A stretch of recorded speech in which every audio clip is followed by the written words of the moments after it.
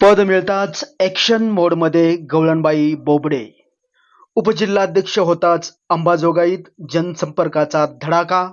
उद्या नागरिकांच्या तक्रारी ऐकण्यासाठी थेट जनता दरबार. नमस्कार, आपण पाहतात न्यूज लोकमन.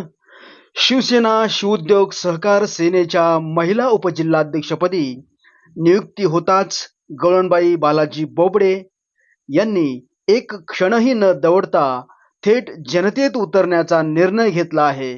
नियुक्तीचा आनंद साजरा करण्याऐवजी त्यांनी सर्वसामान्यांच्या समस्या जाणून घेण्याला प्राधान्य दिल्याने सध्या अंबाजोगाईसह संपूर्ण बीड जिल्ह्यात त्यांच्या कामाची चर्चा रंगली आहे.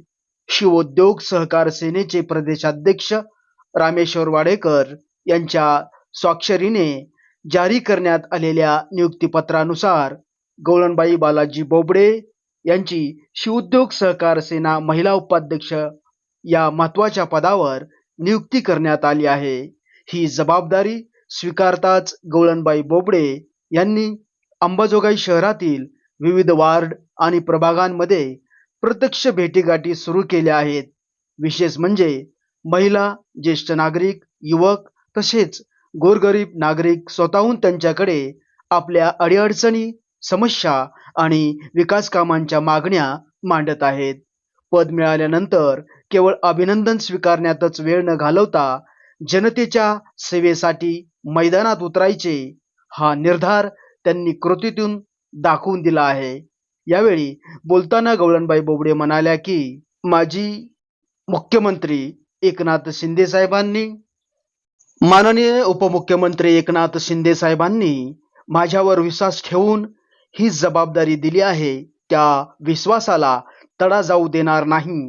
शिवसेनेचे विचार आणि जनसेवेचा ध्यास घराघरात पोहोचवण्यासाठी मी पूर्ण ताकदीने काम करणार आहे, असेही त्या म्हणाल्या.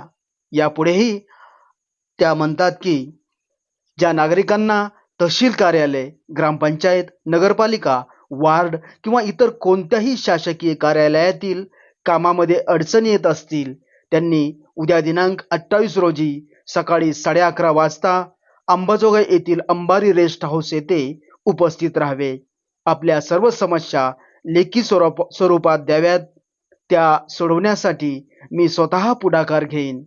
गवळणबाई बोबडे यांच्या चिकाटी, जिद्द, सातत्यपूर्ण समाजसेवा आणि परोपकारी वृत्तीची दखल घेत पक्षाने त्यांच्यावर ही महत्त्वाची जबाबदारी सोपवण्याची चर्चा राजकीय वर्तुळात सुरू आहे.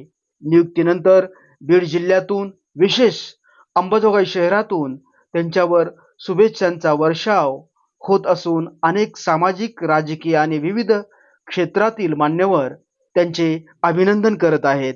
आता उपजिल्हाध्यक्ष म्हणून त्या जनतेच्या अपेक्षावर कितपत खऱ्या उतरतात याकडे सर्वांचे लक्ष लागले आहे. ही होती गवळणबाई बोबडे यांच्या नियुक्तीनंतरच्या जनसंपर्क मोहिमेची विशेष बातमी. अशाच ताज्या, विश्वासार्ह आणि निर्भीड बातम्यांसाठी न्यूज लोकमन चॅनलला लाईक, शेअर आणि सबस्क्राईब करायला विसरू नका. ताई, गौरीताई तुमच्याकडे तुमच्या कॉलनीतील समस्यांचं निराकरण करण्यासाठी आलेल्या आहेत. नेमक्या तुमच्या काय समस्या आहेत?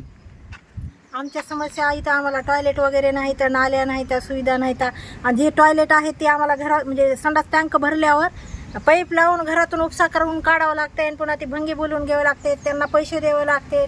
आणि नाल्या बी नाहीत व्यवस्थित आणि ते रस्ते असे म्हणजे खडक उघडा पडलाय सगळा. आम्ही तक्रारी मांडून सुद्धा वारंवार कुणीकडे लक्ष देत नाही.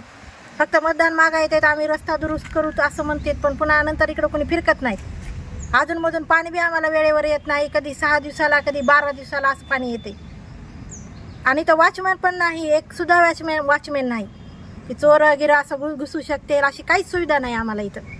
म्हणजे सेफ्टीसाठी काही नाही तुम्हाला? काहीच नाही सेफ्टीसाठी आम्हाला. अजून काय समस्या आहेत? अजून काहीच नाही. म्हणजे आमच्या कसं सगळ्या हे सुविधा असे बायाला काही म्हणजे काही काम वगैरे नाही. लय दिवसापासून क्वार्टर आमच्या नावावर करावं. आम्ही लय वर्षापासून इथं राहतात. जवळजवळ किती वर्षांनी राहतात? आता बघा आमचे सासरे रिटायर झाले तर 50-60 वर्षे असं. ह्या मांजरा कॉलनीमध्ये आपल्या गौरीताई तुमच्या समस्या जाणून घेण्यासाठी आलेल्या आहेत. तुमच्या काय नेमक्या काय समस्या आहेत? काय नाही रोड चांगले नाहीत, म्हातारे माणसं पडायला लागली तर. मी मीरा भाऊसाहेब जाधव बोलते. आम्हाला रस्ते नाही आहेत, लाईट नाही आहे, परत घरं गळतात, गार्डन नाही आहे, पूर्ण ते संडासचे ते पूर्ण भरलेले आहे.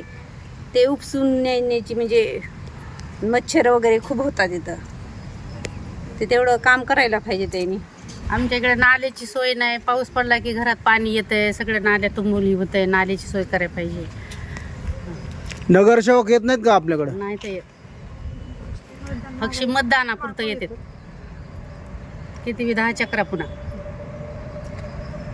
आम्हाला इथं मंदिराची सोय नाही, आम्हाला लांब जावं लागतंय, जाणं होत नाही. आणि मंदिर असल्यावर कसं जवळजवळ माणूस दररोज जात आहे.